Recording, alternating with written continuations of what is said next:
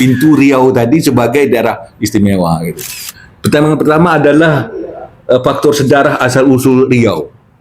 Nah, asal-usul Riau ini kalau kita melihat Melayunya itu tidak hanya pada masa klasik atau modern, tapi mulai dari masa kuno. Jadi ada 3 fase, ada fase kuno, ada fase klasik, ada fase modern. Fase kuno ini malahan ditemui peradaban di Riau ini 40,000 tahun sebelum Masehi.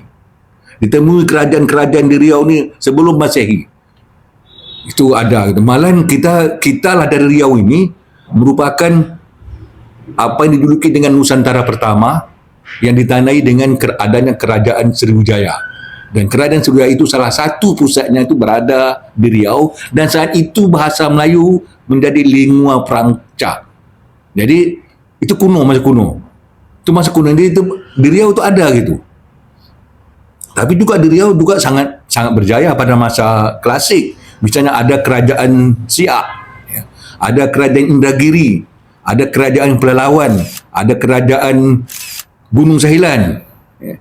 Ada kerajaan begitu banyak gitu ya. Banyak ada, kalau kita hitung tu dari mulai sistem kekerabatan tu ada 26 sistem kedaulatan yang ada di Riau, dan itu terbagi dari 3 model. Pertama, masyarakat hukum adat, yang kedua kedatuan, yang ketiga monarki. Tadi sudah saya sebut tentang bagaimana Sriwijaya, tentang apa, malahan zaman klasik saya sebut tadi juga Indragiri, Siak.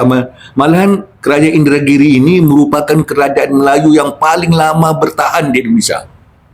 Kalau kita lihat misalnya kerajaan lain misalnya 200 tahun, 300 tahun, tapi kerajaan Indragiri hampir 700 tahun. Dan ketika Indonesia merdeka, di Riau ini sedang berkuasa 9 kerajaan. Kemudian pemerintah kedatuannya ada Andiko Nan Ompek-Ompek. Kemudian ada Nan Oso kurang 20, ada Nan Oso kurang 30. Itu masyarakat adatnya gitu. Tapi masyarakat hukum adat juga ada waktu itu. Kemudian Sakai, Bonek, apa selamat ada 8. Semuanya kemudian menyatakan bergabung dengan Republik Indonesia. Yang luar biasa. Sampai sekarang sebagian besar itu masih hidup. Jadi mereka bergabung bukan pula mati, tapi mereka masih hidup. Masih hidup. Misalnya kerajaan Pelalawan sudah masih dipegang oleh yang punya zuriat. Mungkin yang tidak dipegang oleh zuriat langsung oleh Sultan itu kerajaan Siak dan kerajaan Indragiri. Itu pun kerana mereka tidak mahu gitu. Kalau mereka mahu juga, artinya masih ada. Malahan kerajaan di Pelalawan itu paling unik di Indonesia malahan kalau kita lihat. Sebab di sana ada masyarakat hukum adatnya masih berlaku, masih menguasai tanah, ya.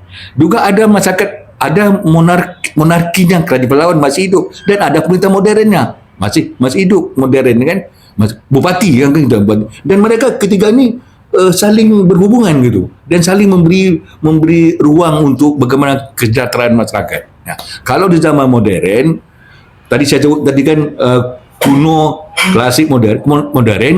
Nah, ini Riau provinsi sekarang nih, yang kita lakuin adalah bukan hanya untuk Riau, tapi juga untuk Indonesia. Riau ini kita mengambil dari sisi kemelayuannya, dan Melayu itu bukan hanya di Malaysia, tapi juga di Indonesia. Makanya kita mengklaim sebagai kawasan Melayu misalnya wajar, tapi orang lain kan tidak tahu kan. Nah, ini yang nak kita munculkan. Itu kepentingan Riau itu juga sangat jelas. Jadi demikian. Juga dari pergaulan internasional juga jelas bahwa kita Melayu ini berada di berbagai negara, bukan hanya di Sumatera, tapi berbagai negara. Ada 29 negara memiliki kemelayuan yang sangat kuat, dan ini bisa dijembatani Indonesia melalui